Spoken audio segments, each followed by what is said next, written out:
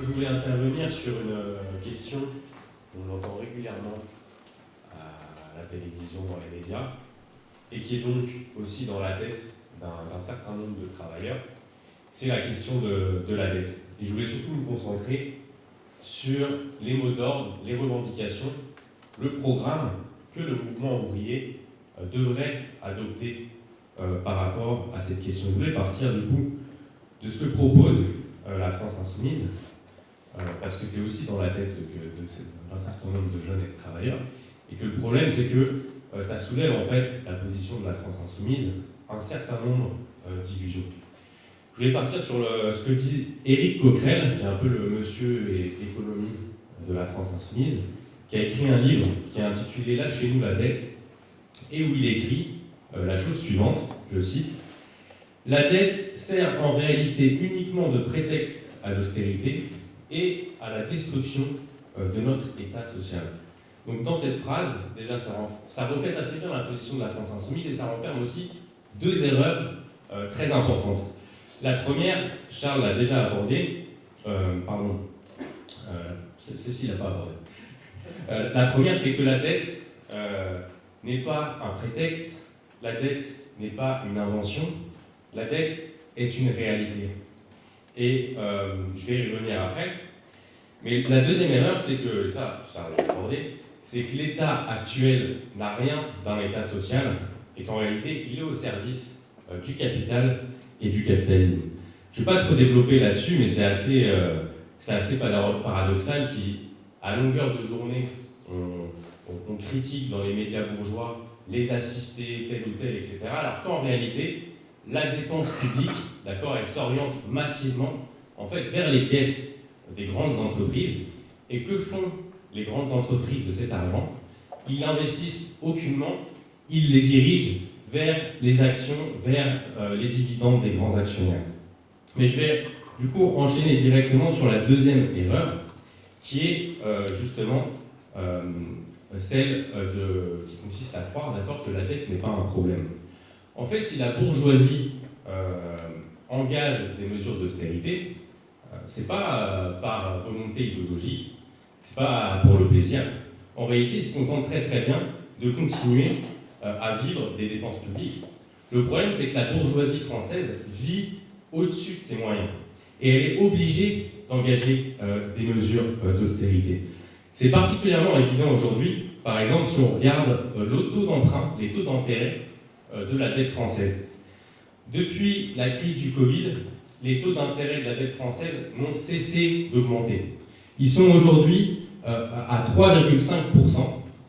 Ils dépassent les taux d'intérêt de l'Italie et ils atteignent celui de la Grèce. Et surtout, l'écart entre les taux d'intérêt de la dette française et de la dette allemande n'ont jamais été aussi importants.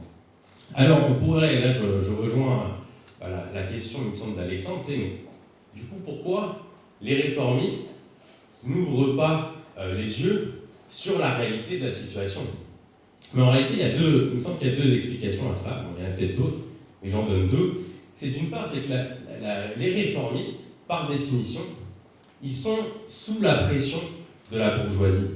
D'accord? Et deuxièmement, et c'est en lien avec la première, en fait, ils essayent de trouver des solutions dans le cadre du système et ils répètent des vieilles idées, des idées keynésiennes, les idées réformistes classiques, qui consistent à croire qu'en stimulant la consommation, on pourrait redresser le capitalisme. Mais en réalité, ça n'a pas marché dans les années 80, avec l'exemple de Mitterrand que je développe pas, et ça ne risque pas de marcher aujourd'hui dans une des plus profondes crises du capitalisme.